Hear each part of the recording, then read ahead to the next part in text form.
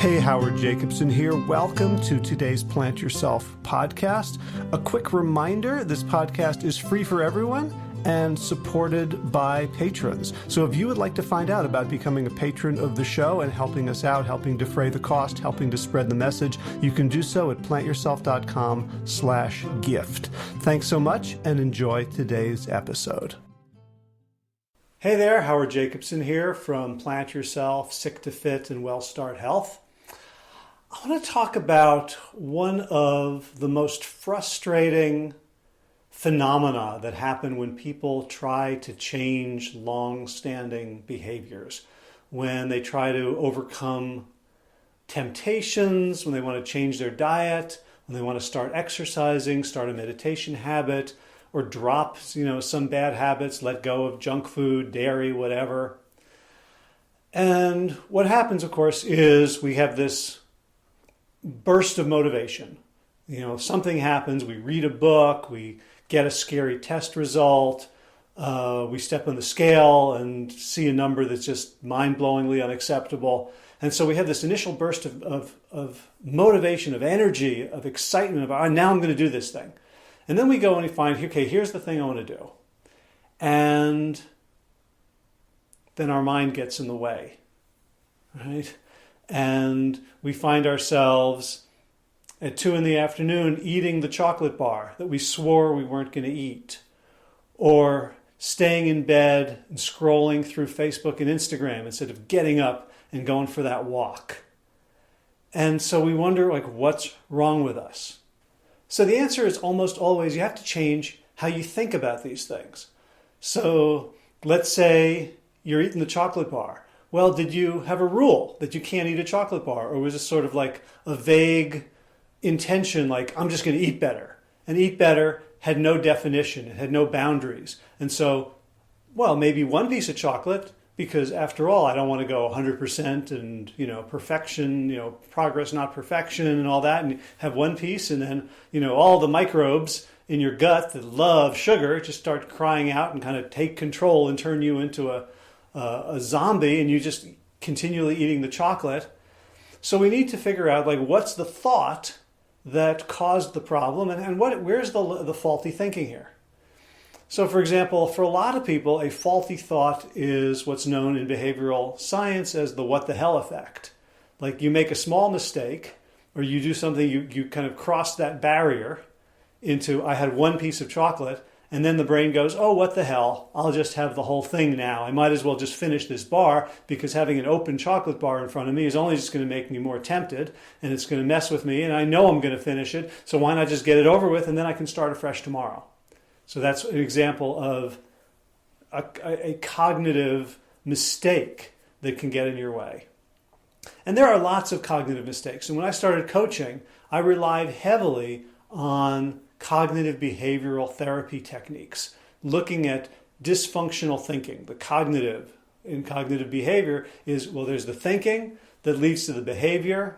And so if we can fix the thinking, we can fix the behavior. It's just your mind is thinking wrong things, and we just have to fix that. And I coached that way for a long time. And what I found was people were having short-term success, but recidivizing, sliding back. And it was very frustrating for them because now they were having these crazy thoughts, these dysfunctional, unhelpful, disempowering thoughts that were leading them to do unhelpful things that weren't getting them towards their goal. And they now knew that their thoughts were dysfunctional because I had taught them. As their coach, I would say, look, here is the mistake you're making. You're awfulizing, or you're generalizing, or you're only seeing the negative, or you're making this mistake or that mistake. And so now, not only were they making the mistake, but there was another level of thinking saying, look at me making this mistake. Why do I keep making this mistake when I know it's wrong? And you could argue that what I was doing was actually making things worse for a lot of people. Now, it wasn't true for everyone. There were people who could see their faulty thinking and instantly correct it and say, oh, that was a mistake. Just like, if you're driving and you've got blinders on and you can't see and you take away the blinders, all of a sudden you can drive better. You have more feedback. So there were definitely people who were able and ready to hear about and change their cognitive dysfunctions, their dysfunctional thinking, so that they could get on the right track. But honestly, those folks were in the minority. And here's what I've discovered over the last several years of my coaching. And I'll give you a metaphor. Suppose you are a salesperson and you have to sell to the CEO. And the only person who can enact the sale for you, who can affirm it, rubber stamp it, write the check, is the CEO. And I teach you how to have that conversation with the CEO. And I teach you how to talk to the person who is in charge of the future vision of the company. And I teach you how to be strategic, how to be an equal partner, how to ask the right questions, how to frame the conversation, how to help them think about the decision they have to make. These are all really crucial skills. If you don't have these skills, if you can't come in and talk to a CEO in terms of their needs, their organization, their global plans, their future, and how your item that you're selling fits into that future, you don't have a chance, right? They're not going to pay any attention to you. So you need all that stuff. You need all those techniques and strategies and ways of thinking in order to get through to the CEO to make your sale. That's the cognitive stuff. Very important. You cannot succeed in your lifestyle change if you don't have correct thinking. But if all I teach you is how to talk to the CEO, how to sell to the CEO, and you can't get to the CEO, it doesn't matter. None of that's going to help.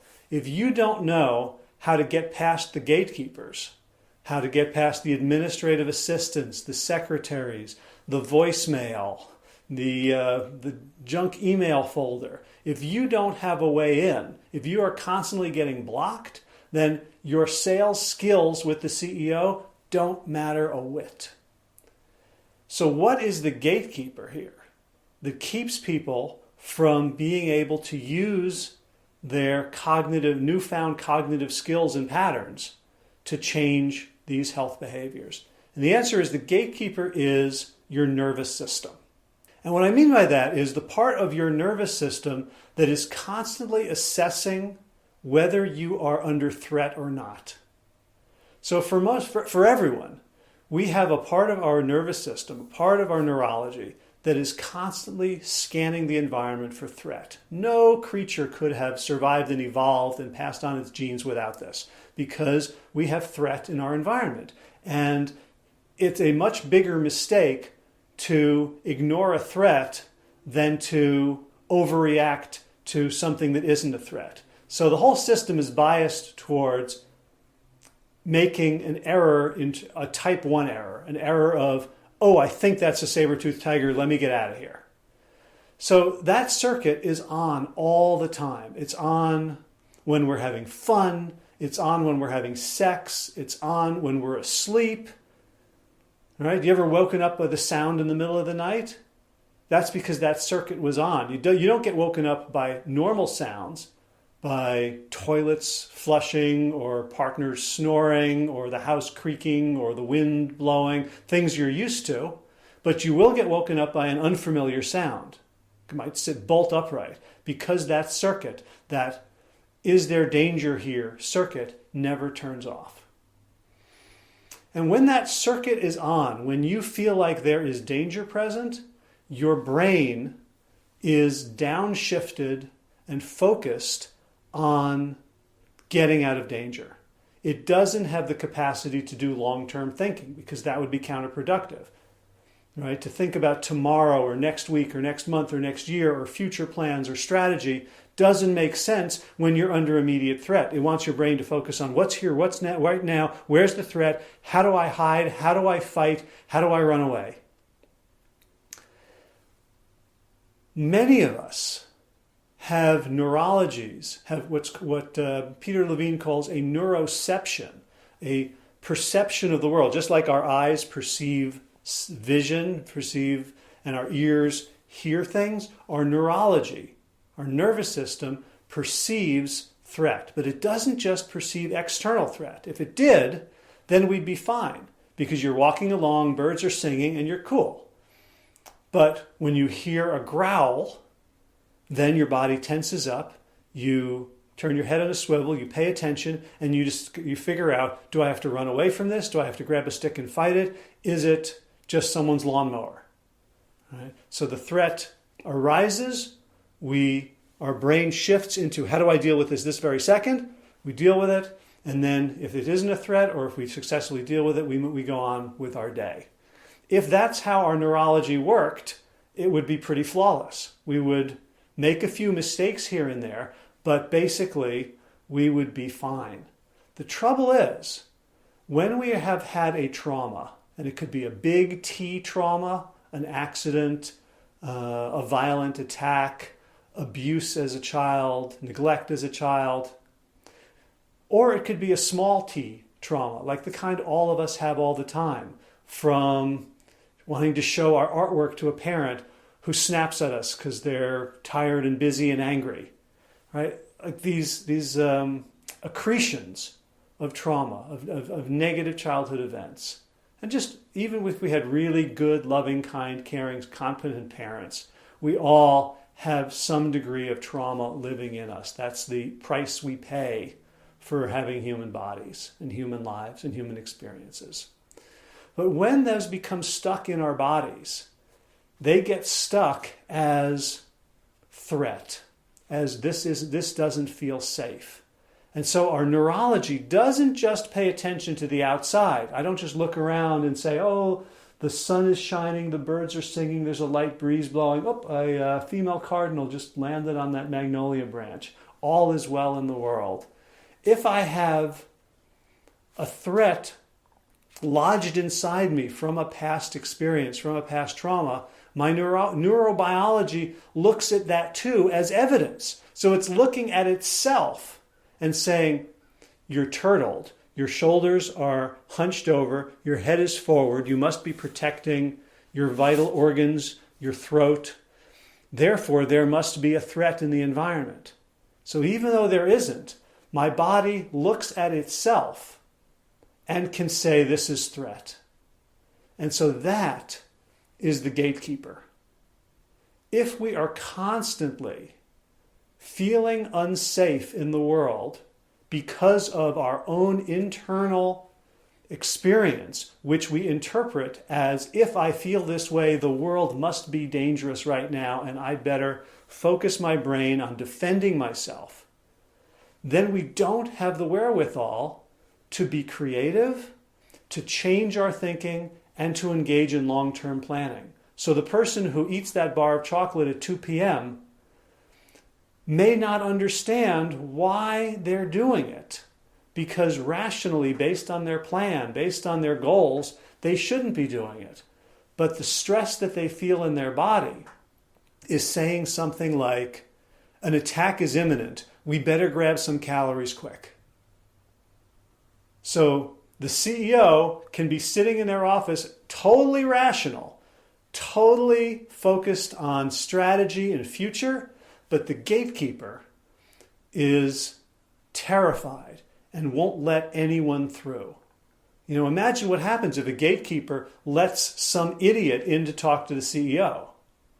Is the CEO going to be pleased? Is the CEO going to give them a raise? No. If it happens once or twice, the gatekeeper doesn't keep an idiot out of the CEO's office, the CEO is going to can the gatekeeper. You are not doing your job. But what happens when the gatekeeper keeps someone out who has the exact solution to the CEO's problem? What if the gatekeepers keep someone out, a salesperson who is strategic, smart, funny, kind, wise, totally exactly what the CEO needs, and the gatekeeper keeps them out, and they never get to see the CEO? What happens to the gatekeeper? Nothing. There are no downsides for type 1 errors, being overly restrictive in what you let in. And so similarly for a biology, there are no obvious immediate negative consequences to viewing everything as a threat and losing the part of the brain that is capable of changing dysfunctional thinking. Does that make sense? Our brains can only change, they can only exhibit neuroplasticity when we feel safe, when we can be creative. Because when we're defending, there's an axis. And we're somewhere on the continuum between defend and discover. Between I'm unsafe and I'm safe. If I'm safe, then I can be creative, I can discover, I can pursue new opportunities, new things in the world, new ways of thinking, new ways of being. I can experiment. And I can make these changes that are going to lead to the goals that I have and the future that I want, my destiny that I dearly want. So my coaching has changed, right? I focus now on, okay, here is the thinking, right? Here's how we talk to the CEO, and we look immediately, did the conversation take place within you?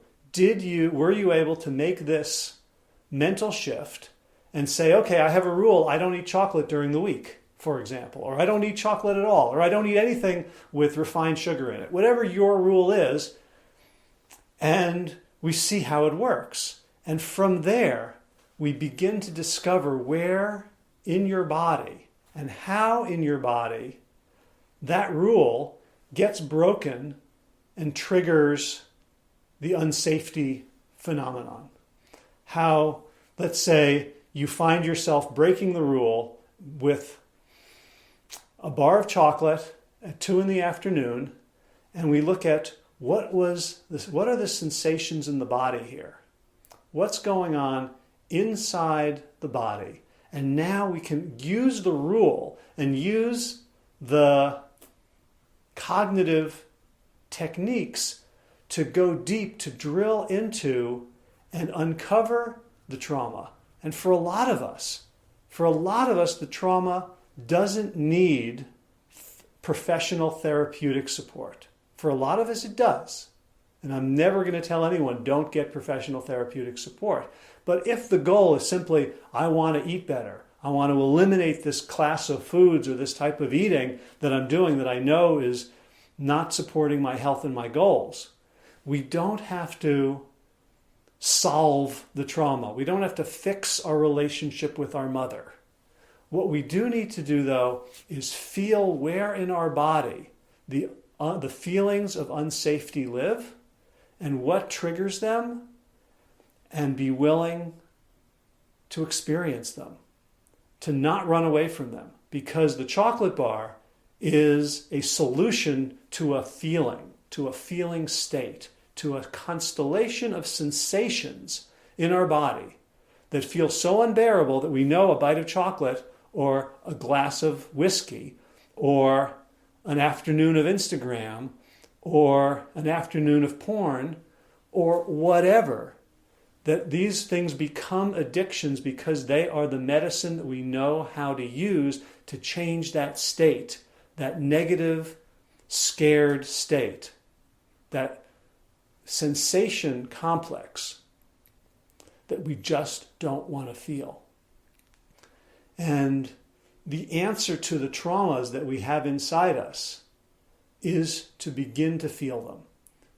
And as a coach, I have to be real careful to make sure that people titrate those feelings. You don't want to, like if you've never worked out at the gym, you don't start by bench pressing 350 pounds. You'd injure yourself. And similarly, if you haven't done this work before, I don't lead people into, okay, let's go feel the worst feeling you've ever had. Let's go think about that worst experience and feel it in your body and work through it. We do it slowly, we do it step by step, very incrementally, low and slow. So if you are struggling with your eating habits or not exercising or unable to meditate or journal or food prep or anything that you just are bewildered, or you turned on yourself and you said, something wrong with me. I don't know what's wrong with me. I'm crazy. I'm undisciplined. I'm lazy. I have no willpower. I'm just unmotivated. I'm a piece of shit. Whatever your internal language is, I want you to understand that the reason you have been failing is that you have been preparing for the CEO and you haven't realized there's a gatekeeper. Your body is the gatekeeper. And you have to become willing to talk to your body and, most importantly, to listen when your body starts talking back to you. Because eating that chocolate is basically telling the body to shut up. I'm going to ignore these phenomena. I'm going to ignore this data. I'm going to ignore this feedback. And I'm going to overwhelm it with chocolate or alcohol or sex or whatever. Listening to your body means forming a relationship. And once you do that, then you'll see that the cognitive stuff becomes much easier. Because cognitive stuff is a skill. Pretty much anyone can master it. The emotional and sensational, physical stuff in the body, that takes courage, that takes patience, that takes work, and that takes faith, because most of us don't really trust our bodies. That's the essence of the diet industry. It says, don't trust your body. Right? And then we have other diets that say, only trust your body. Right? But which body are we trusting? The body that is addicted to chocolate or cigarettes. Right? So instead of trying to deal with an untrustworthy body, we are starting a relationship to develop that trust. Right? My friend Peter Bregman explained to me that we build trust by making commitments and then keeping them. And both are important. It's obvious that you have to keep your commitments in order to build trust. But what wasn't obvious to me until Peter explained it was you have to make the commitments overt first. If I just show up and do something for you, but I didn't tell you I was going to do it, I haven't built any trust. Right? But if I say, hey, I'm going to not eat sugar today, and then I don't eat sugar, I've built up a little trust with myself. If I say, the next time I feel that feeling in my gut of fear, of hopelessness, of anxiety, and I'm going to allow some of it to reach my consciousness without reaching for chocolate, whiskey, sex, cigarettes, whatever. The body then says, oh, I think we can begin to build a relationship here. So that's a little bit of an explanation about how the philosophy of how I coach and why my clients are no longer going into this recidivism where they have this great epiphanies about their thinking and they get real excited and then they kind of hit a brick wall. Right? Because now we're working the gatekeeper at the same time as the CEO. And you can do it yourself. You don't need a coach. What it really takes is setting some very clear guidelines, rules, boundaries, standards for yourself. And then paying attention to what happens when you come upon them in the moment, whether when you succeed and uphold those standards and rules or when you fail. And then we do what's called the fast assessment, where you check what was I feeling, how was I acting, what was I sensing in my body, what was I thinking.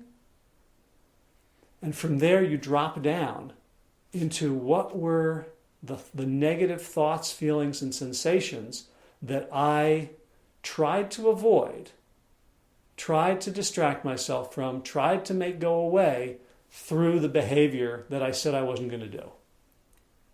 That's the game. If you'd like some help with it,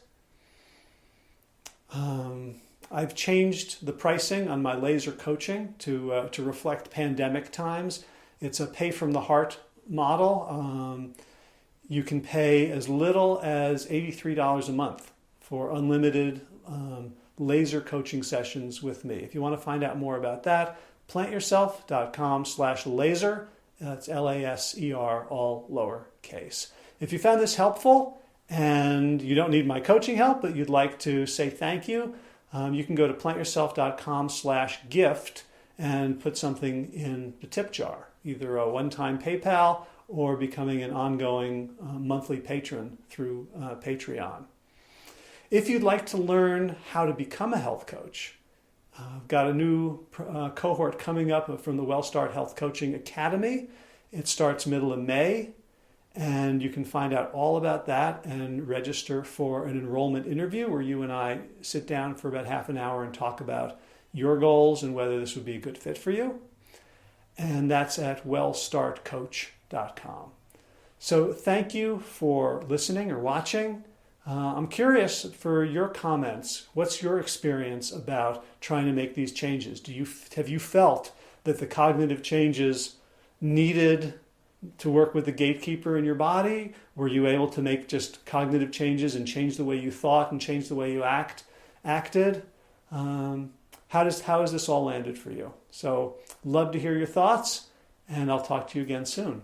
As always, be well, my friends.